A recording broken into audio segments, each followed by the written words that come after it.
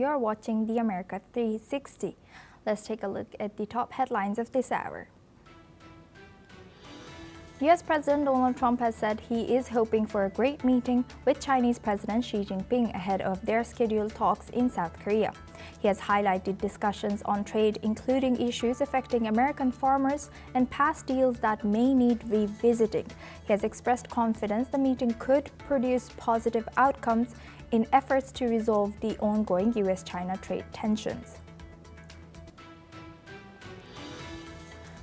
Canada's Ontario Premier Doug Ford has sparked U.S. President Donald Trump with a political ad targeting Americans, quoting Ronald Reagan's anti-tariff message to criticize trade barriers following his talks with trade envoy David Carney. Ford has now agreed to pause the ad campaign amid concerns that it could complicate matters further.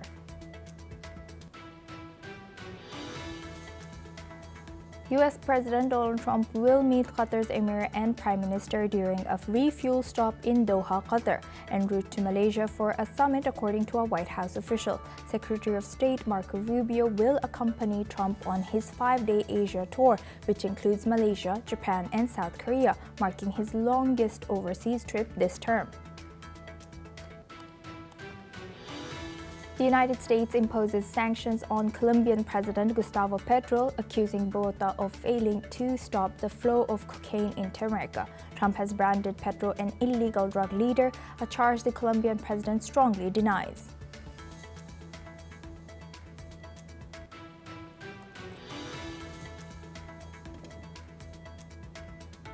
The United States announced that it will consider candidates from around the world for the next UN Secretary General. The 10th UN Secretary General will be elected next year for a 5-year term starting January 1, 2027. Venezuela's President Nicolas Maduro has accused the United States of fabricating a new war after Washington deployed the world's largest warship, the USS Gerald R. Ford, to the Caribbean. The move marks a major escalation in U.S. military power as President Trump considers land action in Venezuela amid strikes on alleged drug targets and fears of regime change. President Donald Trump has celebrated his new White House ballroom on October 15th. The construction has started now without any approvals. Historians and observers warn that Trump's team exploited systematic weaknesses, raising concerns about transparency and the permanent impact of his decision on the White House. A landmark UN cybercrime treaty will be signed in Hanoi, Vietnam this weekend by around 60 countries, aimed at combating offenses that cost the global economy trillions of dollars annually. The convention, which will take effect after ratification by 40 nations, seeks to streamline international cooperation against cybercrime.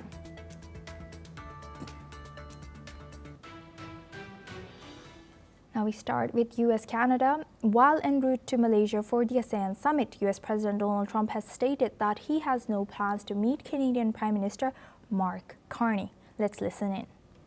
We have a lot of things to discuss, including our farmers. We have a lot of things to discuss. The various trade deals that have been made in the past, and some broken, some not broken, but we've got many things. I think it's going to turn. The announcement comes after Canada indicated its willingness to resume trade talks with the United States. Now, the U.S. President Trump terminated talks with Canada last Thursday, following an anti-tariff advertisement released by Ontario's provincial government. The video used footage of former President Ronald Reagan to warn against tariffs, although the message misrepresented Reagan's support for tariffs when needed. Speaking further on the controversial ad, the U.S. president has criticized the commercial as misleading and said it caused confusion over U.S. trade policy. He has further emphasized that the United States is using tariffs to only protect its national security and reclaim economic losses from previous administrations. Meanwhile, Ontario Premier Doug Ford has said the ads will continue to air during the weekend's World Series games to reach a larger U.S. audience. has also noted that the campaign will be paused starting Monday to allow trade talks to resume between U.S. and Canada. Now for this discussion, we welcome David K. Johnson. He's an American author, joins us live from Toronto. Thank you, David, for joining us again. Good to see you. David, how do you see this Ontario's government's ad, and how do you see it could have reflected on Trump's eyes or his perspective? Well, Canadians are very upset with the United States. Many of them will not even cross the border to visit relatives in the United States. That's why I'm in Canada right now visiting relatives. They view the conduct of Donald Trump as just unimaginably awful. And the trade agreement that Trump keeps denouncing was the trade agreement he created when he was president previously. So this is to Canadians very disturbing. Trump has said Canada is minor trading partner. Canada is America's #1 trading partner, bigger than China. But Trump doesn't know that because he is so appallingly ignorant. And by the way, he has no power to impose tariffs, none at all. The Constitution of the United States reserves the power for taxes and tariffs exclusively to Congress. And David, looking back at Canada, how does Canadian domestic political campaigns, like the Ontario's anti-tariff advertisement, influence their trade negotiations with U.S.? And what strategies or information warfare is this? And can governments prevent such interference? Well, the ad that Doug Ford ran is consistent with all other advertising I'm seeing here in Toronto yesterday and today. It's incredibly anti-American, pro-Canada. Ontario province, which is where I am, we're on the move, we're building, we're manufacturing, we're going places. And this is a complete change from how Canada was, along with Australia and the United Kingdom, essentially lapdog partners of the United States since the end of World War II. So from the Canadian perspective, Doug Ford, the premier of Ontario province, got out his message. It doesn't matter that he's not broadcasting it anymore. And Trump is going nowhere with these deals. And one of the things that Trump doesn't understand is that there are parts in American-made cars that are ultimately assembled in Michigan or Kentucky or Ohio or New York, that cross the border during the manufacturing process between the US and Canada, sometimes 24 times.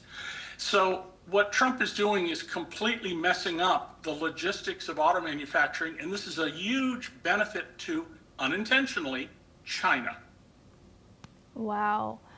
So you're saying Trump does not understand or foresee these intertwinedness. And how is it benefiting Canada as well? Well, the Canadians will suffer some if Trump continues with his illegal, unconstitutional trade policies, but they're also not going to just knuckle under. And of course, Trump began all this by saying, well, we're just going to make Canada the 51st state. Another example of how Trump has no idea of what's in the American Constitution and behaves as a dictator. So Canadians will do just fine. What the US needs to worry about is this. If you turn on your best friends, Canada, the United Kingdom, Australia, Japan, if the European Union, the UK, Canada, Japan, South Korea, Singapore, Australia, New Zealand, India, and perhaps China get together and create a new trade zone, the US becomes irrelevant. Yes, indeed. And do you see a rise in Canadian nationalism over there? As I also studied college in Canada, so when I was there, I didn't really feel Canadians had such strong nationalism. But do you see it rising over there now? It is stunning, the change that has taken place in less than a year in Canadian attitudes. Because one of my children is a lawyer, hopefully soon a judge here in Canada, I come across the border all the time to visit with her. And I am just struck by the change in attitude, whether you're talking to the hotel clerk where we checked in, or listening to people in a restaurant, or talking to people anywhere else. the tone of anti-Americanism is very clear. It's very dominant. Canadians, of course, are thrilled beyond belief that last night in the first game of the World Series, named for a newspaper, by the way, the New York World, not for the Planet, that they won 11-4 over the team in LA. They're like so giddy about this. This is not a good thing, to turn on your best friends and try to extract from them things that you have no authority to extract and that won't help you, they'll hurt you. Yes, I hope that message is sent to Trump. But thank you very much, David, for sharing that. Please stay with us as we come back to you for our next discussion as well. Now, U.S. President Donald Trump has said that he hopes for a great meeting with Chinese President Xi Jinping, speaking on his way to Kuala Lumpur, Malaysia. Trump has further stated that he looks forward to discussions aimed at ending the ongoing trade war between the world's two largest economies. Let's listen into what he has said. Discuss, including our farmers. That may have a lot of things to discuss. The various trade deals that have been made in the past, and some broken, some not broken, but we've got many things. I think it's going to turn out to be a very good meeting. The meeting with Xi Jinping is scheduled for the final day of Trump's trip to the region in South Korea, where leaders are expected to explore ways to reach a mutually beneficial trade agreement.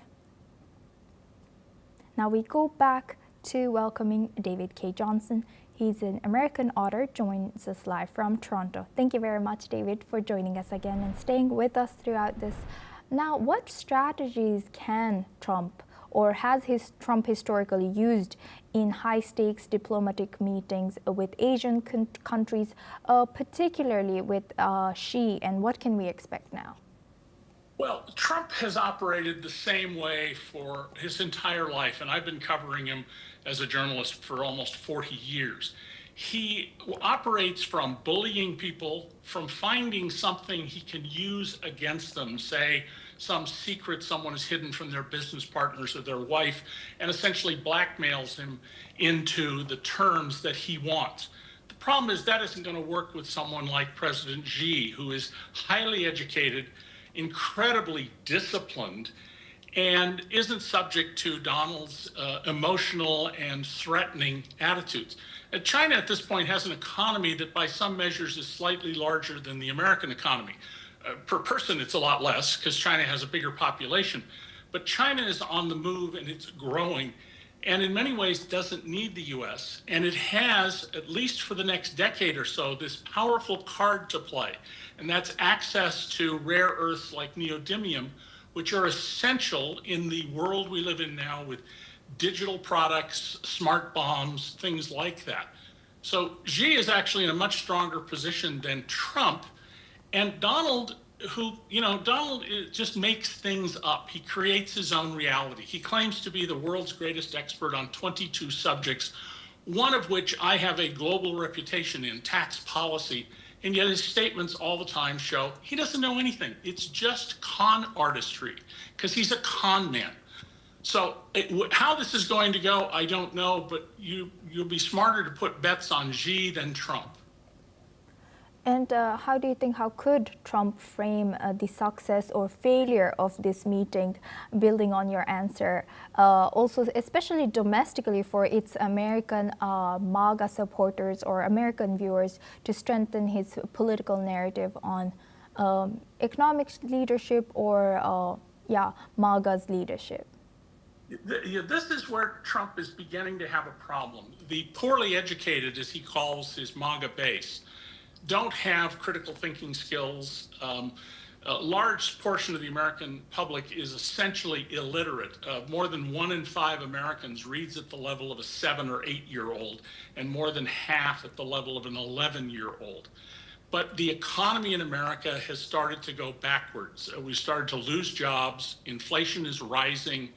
The soybean farmers have not lost China as a market. We sold $13 billion of soybeans to China last year, haven't lost them for a year or temporarily, we've lost them. China has now arranged to get all the soybeans it wants from Brazil, Argentina, Australia, and others. So going forward, Trump's going to have to come up with diversions to try and get people to not think about the worsening economy. And how he's going to do it, I don't know. I can't tell you the specific tactics, but diversion and attacking other people as illegitimate, attacking his American critics as treasonous, as he's called the Democratic Party in effect, suggesting through his aides that the Democratic Party, which I have no affiliation with, is an extremist organization. That's what he's going to have to do going forward to divert attention from an economy that has stopped growing as it did quite well under Biden. And lastly, how might his approach to U.S.-China trade negotiations reflect his broader trade policy priorities? As you mentioned, he has his own priorities during his presidency. Well, Donald is a believer in mercantilism, which was the dominant economic theory prior to Adam Smith writing The Wealth of Nations 199 years ago.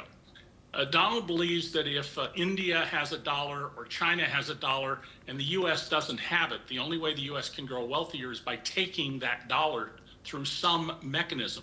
He doesn't understand that human beings have become very good at creating wealth. We're not very good at distributing wealth, but we're very good at creating wealth. And Trump has spent his whole life cheating people, not paying for goods, not paying for services, literally cheating people at one of his casinos, as I proved years and years ago, decades ago. And so his view of trade matters is based on his misunderstanding of economics. And the irony of this is Donald holds a degree in economics from one of the best universities in America. The problem is he didn't earn that degree. It was given to him. Yes, indeed. Thank you very much, David. Always fun learning from you. Thank you. Please stay with us as we come back to you for our next discussion as well. Now we stay in the region. Former U.S. Vice President Kamala Harris is in an interview has said that she might run again for president of the U.S. and is confident that there will be a woman in the White House in the future. Kamala has made her strongest suggestion to date that she will make another presidential bid in 2028 after losing to President Donald Trump last year. Meanwhile, Harris has dismissed polls that put her as an outsider to become the Democrats' pick for the next election. Harris has also stated that she believes the predictions she made about Donald Trump behaving as a fascist and running an authoritarian government had come true. Now for this discussion, we go back to David K. Johnston. He's an American author, joins us live from Toronto. Now looking back at this, how do you think how might her statements about Trump's presidency influence his political strategy and messaging for potential 2028 campaign? And how do you think how will he react to this? Well, Americans don't vote based on abstract ideas like saving democracy. They vote their pocketbooks. And this was well established by the great political scientist V.O. Key more than 60 years ago. Americans vote their pocketbooks. Kamala Harris almost got to the White House. Trump had one of the narrowest victories in American history since 1788. But the fact is, in America, a lot of people can't stomach the idea that a woman could be president or a woman of color could be president. I'll be surprised if she becomes the party's nominee. It's much more likely to be a white male, like Governor Newsom of California, Governor Pritzker of Illinois, someone like that. And Trump, in the meantime, whoever runs against him, he will denounce them and say that they're friends of terrorists, they hate America, when in fact the person who hates America as it is Donald Trump. He wants to make America white again. That's the unstated subtext of MAGA, Make America Great Again. It's white. And in fact, he's been purging the federal government of black military officers at the top, of black appointees, and he's been appointing people, some of whom are quite openly racist and anti-Semitic. And lastly, David, how might Harris's potential 2028 candidates impact Trump's positioning within the Republican Party and his approach to Democratic opponents? Well, Donald will not be able to resist the temptation to attack her on the basis of her gender and her race. Kamala Harris is Indian, East Indian, and black, combination of the two. And he went after her on this very issue thinking it helped him, and it will with his base. He will make a great deal out of her race because Donald believes, as his family has going back more than 100 years, that white people are inherently superior. That's utter nonsense, but to a lot of Americans, that's a very appealing argument. So he's going to go after that. He's going to call her a socialist. He's going to call her a failure. He's going to say she was a terrible prosecutor when she, in fact, instituted reforms that saved taxpayers money and improved the system. She's certainly not perfect. I don't mean to suggest that at all, but he will use race and gender primarily to go after her. And Donald always tries to delegitimize anybody who is dealing with him that he doesn't like. He expects you to show complete fealty to him, and it's a one-way street. Loyalty is only to Donald, never from. That's so interesting. I really enjoy how you put things, David K. Johnston. Always great learning from you. Thank you for joining us throughout this topic. Now we move on. U.S. President Donald Trump's administration has prepared additional sanctions it could use to target key areas of Russia's economy if President Putin continues to delay ending Moscow's war with Ukraine. According to reports, U.S. officials have also told European counterparts that they support the EU using frozen Russian assets to buy U.S. weapons for Kyiv, and Washington has also held internal conversations about leveraging Russian assets held in the U.S. to support Ukraine's war efforts. However, one senior official also noted that the U.S. would prefer European allies to take the next significant step, whether through new sanctions or tariffs, while Trump may pause briefly to gauge Moscow's response to the latest measures. Now we are joined by Ben Aris. He's a journalist, joins us live from Berlin. Thank you very much, Ben, for joining us today. Welcome to NewsX World. Ben, how do you see, do you think it is effective, these upcoming or these sanctions that are put in for Russia, and how might this potential new U.S. sanctions affect transatlantic relationship? And does it affect any European support for Ukraine? Well, yes, it's a complicated issue, isn't it? But I think to go back to the basics, since taking office in January, Trump has put no sanctions on, no new sanctions on Russia whatsoever. He's threatened them multiple times. And even in the Liberation Day tariff regime, the whole world got a basic 10% tariff. Russia got 0. He's been incredibly reluctant to punish Russia in any way. And so these sanctions, these two oil companies, Lukoil and Rosneft, the two biggest companies in the country, then it's a shocker that he's actually finally rolled out some sort of sanctions. And they're going to hurt in so much as Russia's very dependent on its oil exports. It produces something like $100 billion, $200 billion a year of export revenue, which is going into the military budget to fuel the war. And already China has reportedly suspended imports. India, which also has already been hit with sanctions, are for continuing to buy Russian more oil. They're also reportedly preparing to scale down. And it won't bankrupt Russia, but certainly it'll take money out of the pot.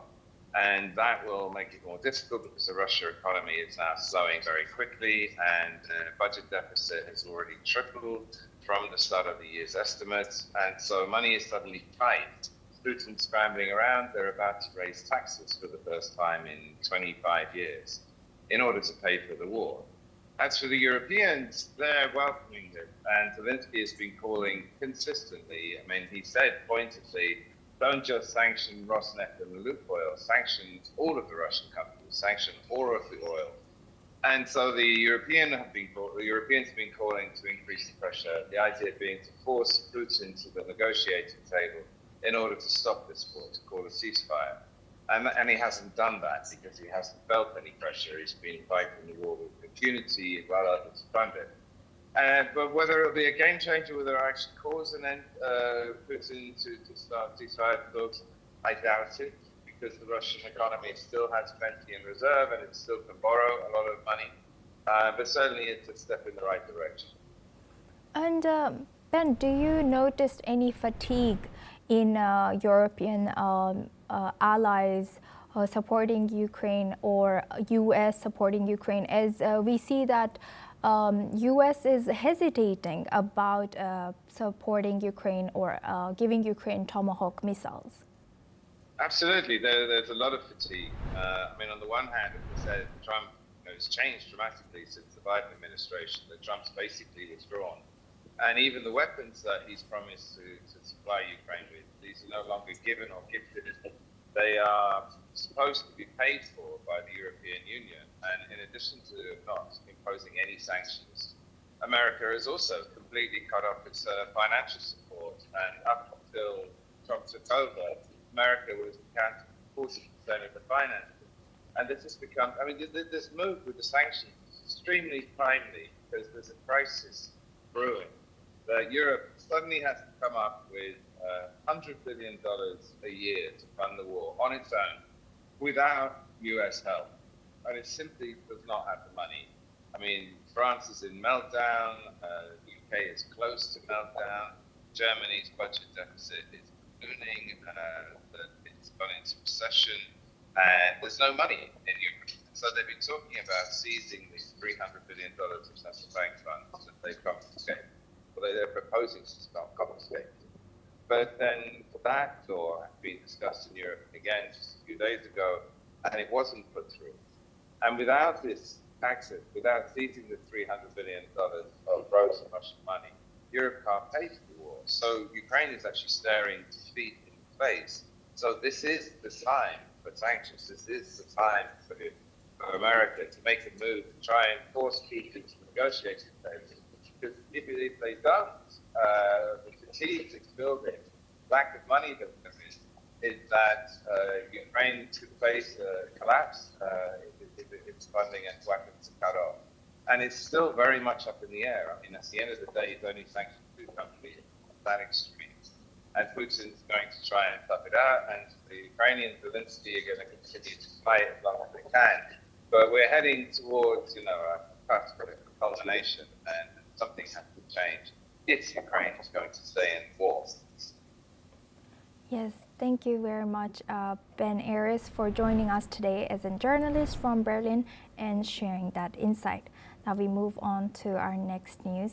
U.S. Secretary of State Marco Rubio has promised to secure the return of all deceased hostages held in Gaza. This comes after he has met with the families of 2 American captives during his visit to Israel. Rubio has posted on his X saying that the U.S. will not forget the lives of hostages who has died in Hamas's captivity. He has also promised to work until the remains of Itay Chen, Omer Neutra, and all other remaining hostages are returned. The Israeli group Hostages and Missing Families Forum has welcomed Rubio's remarks, stating that 13 hostages need to come home and their families deserve closure. The group has urged authorities to continue until the last hostage is safely returned. And that's a wrap on the NewsX America 360. Keep watching NewsX.